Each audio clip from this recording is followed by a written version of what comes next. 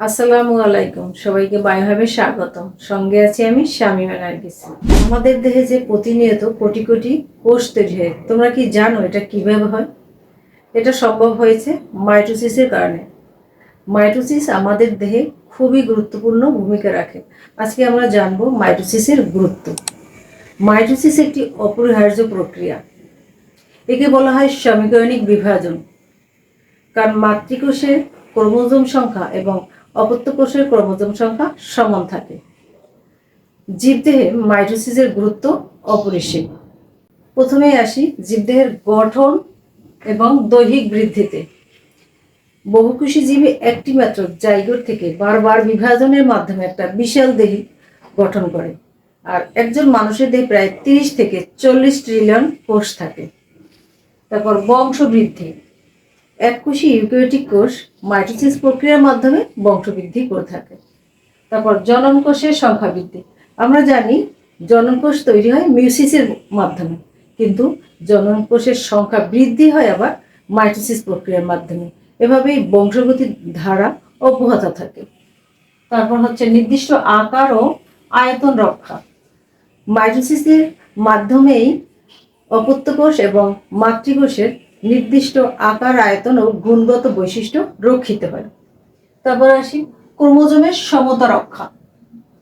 মাইটোসিসের মাধ্যমে অপত্য কোষের এবং মাতৃকোষের ক্রোমোজোম সংখ্যা সমান থাকে।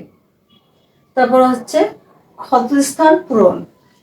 আমাদের শরীরে কোথাও কেটে গেলে কিছুদিনের মধ্যেই সেরে যায়, আর এইটাই সম্পূর্ণ হয়েছে এই মাইটোসিস প্রক্রিয়ার মাধ্যমে। তারপর হচ্ছে ক্রমাগত ক্ষয় পূরণ।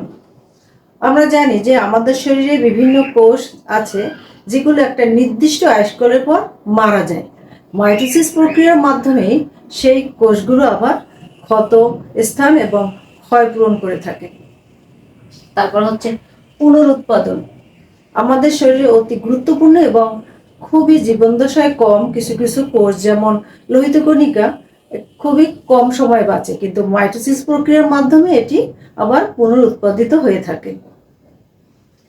তারপর হচ্ছে গুণগত বৈশিষ্ট্যের স্থিতিশীলতা রক্ষা। মাইটোসিস প্রক্রিয়ার মাধ্যমে অপত্য কোষের ক্রোমোজোম সংখ্যা গুণাগুণ রক্ষিত হয় বলেই মাইটোসিস প্রক্রিয়ার মাধ্যমে জীবজগতের বৈশিষ্ট্যের স্থিতিশীলতা রক্ষিত হয়। এখন বলো যে মাইটোসিস যদি আমাদের দেহে না থাকতো তাহলে কি হতো?